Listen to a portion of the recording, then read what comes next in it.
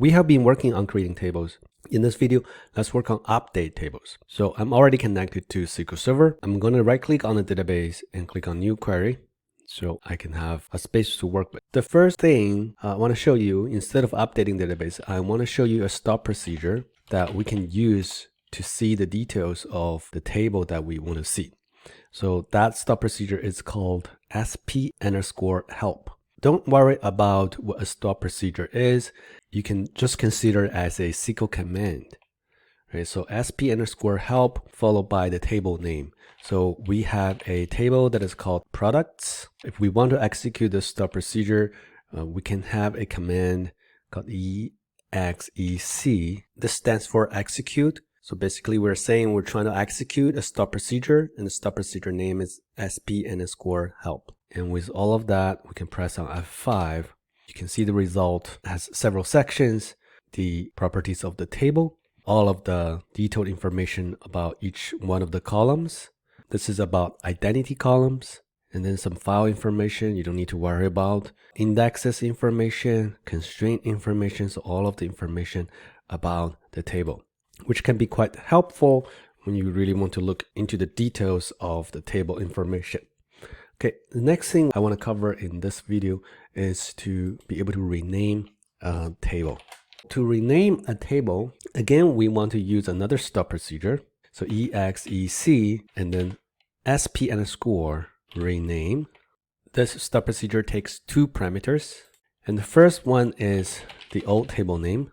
So let's try to rename from products to product. And then I want to rename it back. So once I have this, I press on F5, the table is renamed. Let me go to the tables and then refresh tables folder. Now you can see that the name is changed to product. I want to change it back. The next SQL statement we want to learn is the SQL statement to add a column. So for that, we are basically modifying the table. And remember, to create table, we said create table. Now, to change a table or update a table, we say alter table, okay, followed by the table name. So in this case, the table name is products. And then we can say add, let's just call the column extra column, then the data type of the column. I'm going to use integer, and then the column constraint. So let's say that column constraint is null, and then I press on F5. Now, if I open up the table and open up columns, well, first of all, I have to refresh tables, and then I'm looking at the correct table, open up columns, I see the extra column at the end, and the column constraint is null, so which is by default.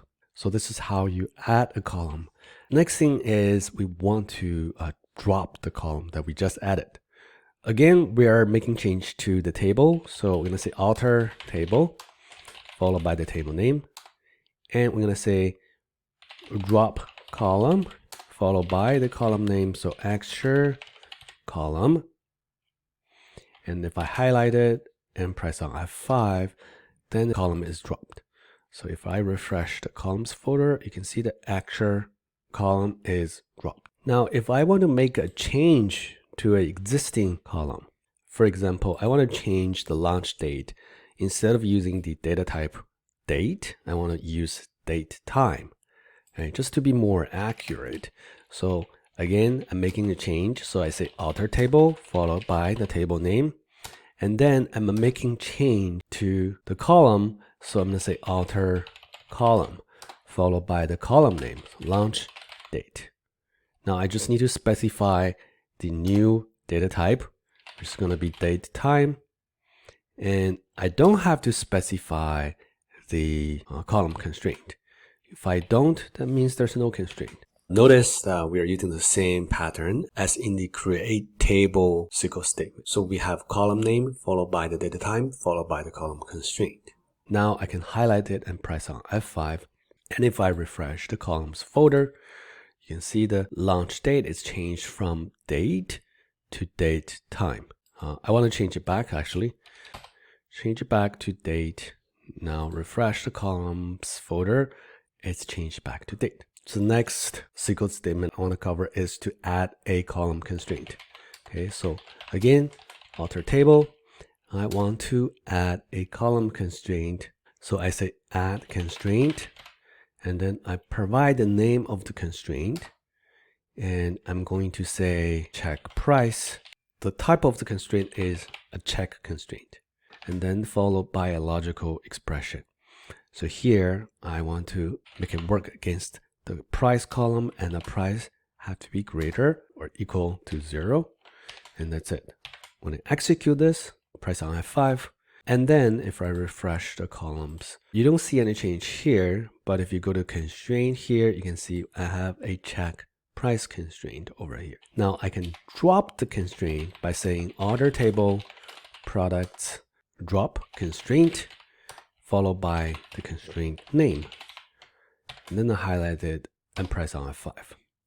Now if I refresh the constraint folder, you can see that constraint is deleted. In this video, we covered a lot of things about making changes to an existing table. If you have any questions, please let me know. If not, I'll see you in the next one.